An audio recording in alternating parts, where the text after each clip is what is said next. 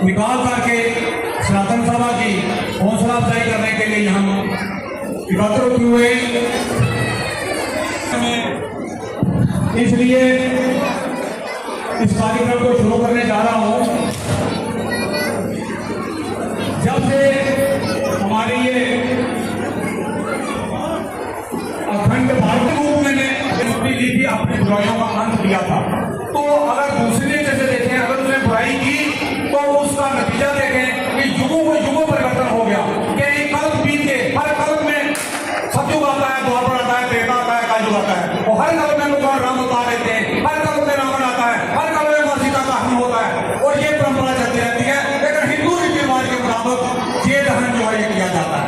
इसको हम विजयदशमी का नाम देते हैं, इसलिए कि ये बुराई की पे अच्छाई की जीत के प्रति सभा के प्रधान हमारे हमारे दिलों की धड़कन है, वो हमारे बीच में पहुंचे हैं। इससे हमारा भी मान सम्मान बढ़ जाता है और हमारा दिल भी बाग हो जाता है, क्योंकि ये हमारे दिलों पे राज करते हैं। तो मैं इनके साथ में बैठे हुए हैं हमारी आन बान और शान कैप्टन मोतीराम जी। मैं इनको इनकी गहराइयों से स्वागत करता हूं और इनको सौ बार वंदन करता हूं, क्योंकि मैं देख रहा हूं कि शहर में सबसे उम्रदराज अगर कोई व्यक्ति है तो ये भी आप कह रहे हैं। मैं इनका भी स्वागत करता हूं। सबसे मुशर्रफ है मैं पसंदा मुशर्रफ और खासतौर पर राकेश राणा जी, इनको हम सुनते रहते हैं हर दिन, लेकिन राइट पर की जीत का रावण कितना ही विद्वान था, 4 में मौका ज्यादा था, लेकिन उसकी एक भूल ने उसको उसके अंजाम तक पहुंचाया। तो कहते हैं ना, 1 लाख फूट 1.25 लाख नाती उस रावण का दिया ना बापू। कहने का मतलब है कि भाई हमें हमेशा अच्छे कार्य करना चाहिए, अच्छाई पर चलना चाहिए।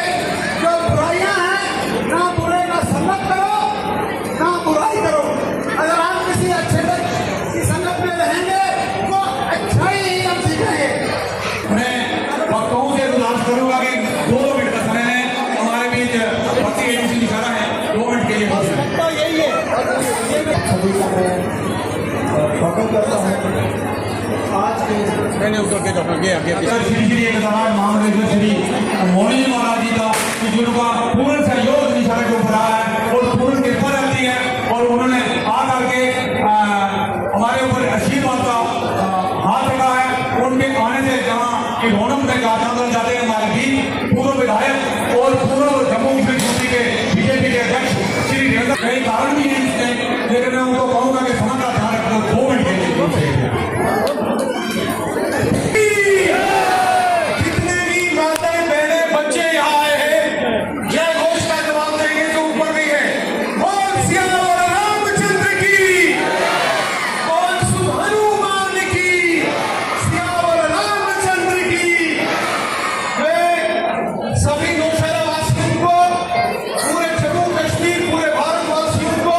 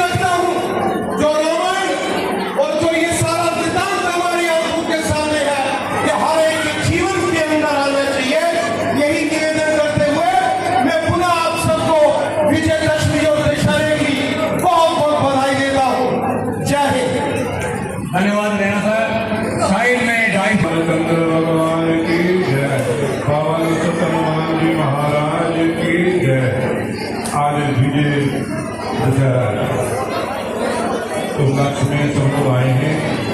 हमारे मित्र एडीसी साहब और एसपी साहब, डीएसपी साहब, रेना साहब और विक्की जी, चारों तरफ से सब लोग आए हैं। आप सब और हम सब आज हमारे सामने राम खड़ा है। रावण को सबने समझाया, लेकिन रावण नहीं समझ पाया। रावण को समझाने के लिए कौन कर गया था? विभीषण जी, अंगद जी, हनुमान जी। रावण का नाम, रावण का मंत्री था, मलयवंत उनका नाम था, लेकिन उसने भी समझाया, रावण नहीं समझ पाया। तब रावण की पत्नी मंदोरी भी रावण को समझाने के लिए गई। तब मंदोरी ने पूरी रात समझाती रही, नहीं समझा तो मंदोरी ने मन में सोच लिया कि अब रावण के सिर के ऊपर काल नाच रहा है। तो रावण की पत्नी मंदोरी ने ये कहा कि तुम राम को मानो, राम को भगवान समझो, तो राम नाम सिमरन करो, सबको छोड़कर, अपने अहंकार को छोड़कर तुम और हम। रावण को रावण की पत्नी मंदोरी ने ये कहा कि मेरी आपके लिए विनती यही है कि आपने परिवार को साथ रख के और मेरी बात मानोगे, आपका राज भी रहेगा, आपकी संपत्ति भी रहेगी और आपका परिवार भी रहेगा, अगर मेरी बात मानो तो। ये किसने कहा था? मंदोरी ने। रावण की पत्नी मंदोरी ने रावण को ये कहा था, अगर मेरी बात मानोगे तो संपत्ति भी रहेगी और आपका राज भी रहेगा, आपका परिवार भी रहेगा। कहाँ की बात कही थी मंदोरी ने? मंदोरी ने यही कहा था कि अपने परिवार को साथ रख के हम सब मिलकर राम जी के सनिध में चलते हैं, भीड़ भरकर। राम जी जवान हैं, राम जी ब्याह कर देंगे, ब्याह के समुद्र हैं। तो रावण की पत्नी मंदोरी ने ये कहा कि तुम राम जी के सनिध में चलो, हम सब मिलकर राम जी के सनिध में चलते हैं, भीड़ बनकर राम जी जवान है, हम भीड़ बनकर राम जी के सनिध में चलते हैं, तो राम जी कृपा कर देंगे, राम जी सब सत्य को माफ कर देंगे। मंदोरी ने रावण को कहा था, लेकिन रावण नहीं माना। इसके अंदर अहंकार हो जाता है। रावण राजा था, पृथ्वी का राजा था, लेकिन रावण के अंदर अहंकार था। अहंकार नष्ट कर देता है। अहंकार हमारे और राम के अंदर कैसे आता है? भगवान का नाम न सिमरन करने से उनके अहंकार आता है। भगवान का नाम सिमरन करने से अहंकार नहीं आ सकता।